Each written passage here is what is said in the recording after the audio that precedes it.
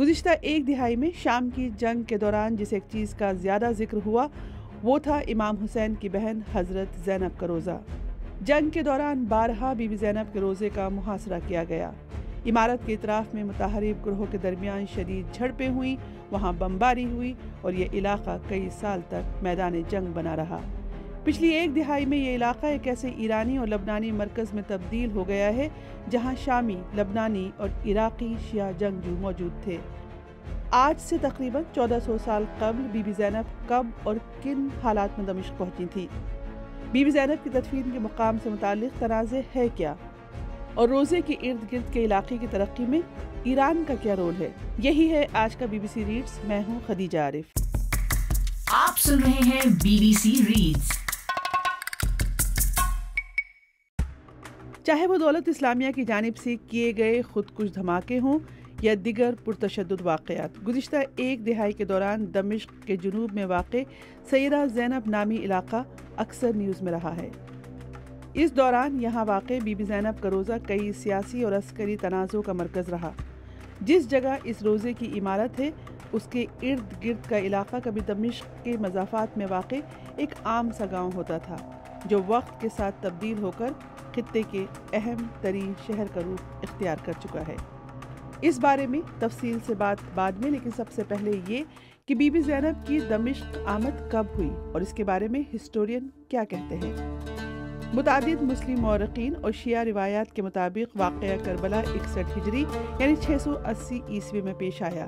اس جنگ میں امام حسین، ان کے اہل خانہ اور حامیوں کی ایک بڑی تعداد ماری گئی تھی۔ واقعہ کربلا کے بعد یزید بن معاویہ کی فوج امام حسین کی دو بہنوں حضرت زینب اور حضرت ام کلثوم سمیت دیگر خواتین اور بچوں کو قید کر کے عراق میں کوفہ لے آئی۔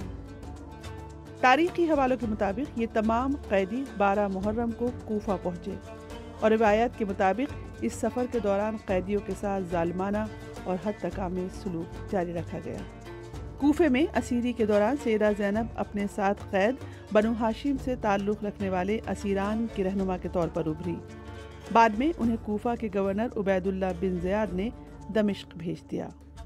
روایات میں آتا ہے کہ دمشق میں بی بی زینب اور یزید بن معاویہ کا آمنا سامنا ہوا اور یہیں حضرت زینب نے اپنا مشہور خطبہ دیا جس میں انہوں نے یزید پر کڑی تنقید کی۔ اس خطبے میں انہوں نے کہا کہ اپنی منصوبہ بندی کر لو، ہر ممکن کوشش کر لو، مگر خدا کی قسم تم ہماری یاد کو نہیں مٹا پاؤ گے، نہ ہی ہمارے پاس موجود وحی کو ختم کر پاؤ گے اور نہ ہی تم خود پر لگے اس دھبے کو مٹا سکو گے۔ تمہاری رائے کی کوئی حیثیت نہیں اور تمہارے دن گنے جا چکے ہیں۔ جس دن منادی پکارے گا تمہارا یہ اجتماع بکھر جائے گا۔ ظالموں پر خدا کی لعنت ہو۔ بی بی زینب کی وفات 62 ہجری یعنی 681 عیسوی میں ہوئی۔ مسلمان خصوصاً اہل تشیع فرقے سے تعلق رکھنے والے لوگ ہر سال 15 رجب کو ان کا یوم وفات مناتے ہیں۔ تو بی بی زینب دفن کہاں ہیں اور اس پر تنازع ہے کیا؟ کچھ روایات کے مطابق بی بی زینب کی وفات مدینہ میں ہوئی۔ بعض مورخین کا کہنا ہے کہ بی بی زینب نے بعد ازاں شام کا رخ کیا، جبکہ بعض روایات کے مطابق بی بی زینب کو کربلا میں پیش آئے واقعات کا تذکرہ کرنے پر جلا وطن کر کے مصر بھیج دیا گیا تھا۔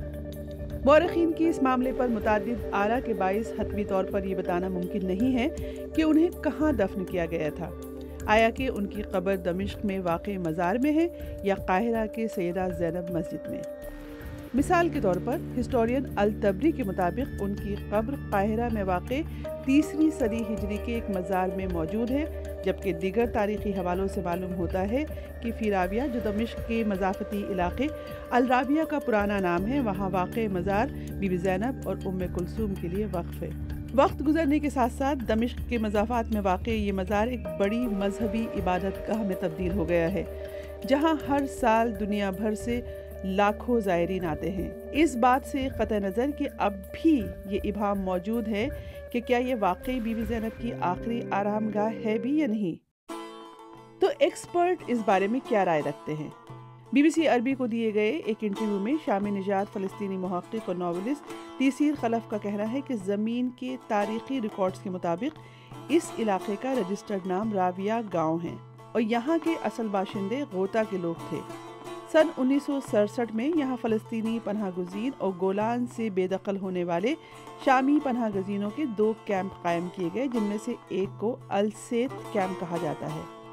20ویں صدی کے وسط سے اور 21ویں صدی کے آغاز تک یہ خطہ بنیادی طور پر فلسطینی پناہ گزینوں اور گولان سے تعلق رکھنے والے شامی پناہ گزینوں کی آبادیوں سے آباد تھا۔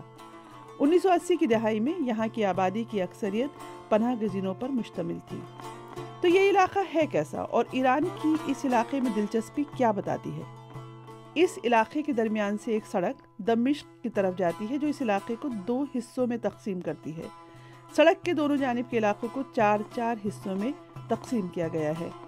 یہاں کا سب سے نمایاں سیاحتی علاقہ جنوب وہ مشرقی محلہ ہے جہاں بی بی زینب کا روضہ واقع ہے۔ علاقے کے اس حصے میں ہوٹلز اور بھیڑ بھاڑ والے بازار شامل ہیں۔ فلسطینی کیمپ اس محلے کے مخالف سمت میں جنوب مغرب میں واقع ہیں۔ جہاں تک اس علاقے کے عراقی باشندوں کا تعلق ہے تو وہ شمال مشرق میں واقع محلے میں رہائش پذیر ہے۔ اس جگہ کو العراقین اسٹریٹ کے نام سے جانا جاتا ہے۔ سن 2003 میں عراق پر امریکی حملے کے بعد اس علاقے میں بسنے والی عراقی آبادی میں نمایاں اضافہ ہوا ہے۔ تیسیر خلف کہتے ہیں کہ اس علاقے میں ایرانیوں کی دلچسپی 1989 میں ایران میں آنے والے اسلامی انقلاب کے بعد شروع ہوئی۔ روزے کی پرانی عمارت کی بحالی کا کام ایرانی طرز پر شروع ہوا۔ گنبدوں اور میناروں میں سجاوٹ کے لیے نیلے رنگ کی ٹائلوں کا استعمال کیا گیا۔ ان کا مزید کہنا ہے کہ اس کے بعد ایرانیوں نے اس روزے سے ملحقہ جائیدادیں خریدنا شروع کر دی اور رفتہ رفتہ 1990 کی دہائی میں بی بی زینب کے روزے کا علاقہ ایک شہر میں تبدیل ہو گیا جہاں ایرانی فنڈنگ سے اسکولز، مدرسے اور ہسپتال قائم کیے گئے۔ تیسیر خلف کے مطابق سن 2000 میں شام کے سابق صدر حافظ الاسد کی موت کے بعد اس علاقے کی حدود مزید وسیع ہوئی اور یہ علاقہ خطے میں موجود ایرانی شیعہ حکام اور شخصیات کا ہیڈ کوارٹر بن گیا۔ ان کا کہنا ہے کہ شام میں جاری جنگ کے دوران یہ علاقہ بیروت کے جنوبی مضافاتی علاقے کی طرز پر ایک بڑے شہر میں تبدیل ہو گیا۔ اب یہاں بنیادی طور پر ایرانی، افغان اور عراق شیعہ آباد ہیں جن کی تعداد ہزاروں میں ہے۔ محقق ایڈتھ اینڈریا ایلکے اپنی کتاب میں لکھتی ہیں کہ کئی علماء نے بی بی زینب کے روزے سے ملحقہ شہر میں علمی دفاتر اور مدارس آباد کیے۔ امام خمینی کا مدرسہ اس شہر کے سب سے بڑے مدارس میں سے ایک ہے۔ اس کے منتظم خود ایرانی رہبر اعلیٰ آیت اللہ علی خامنائی ہیں۔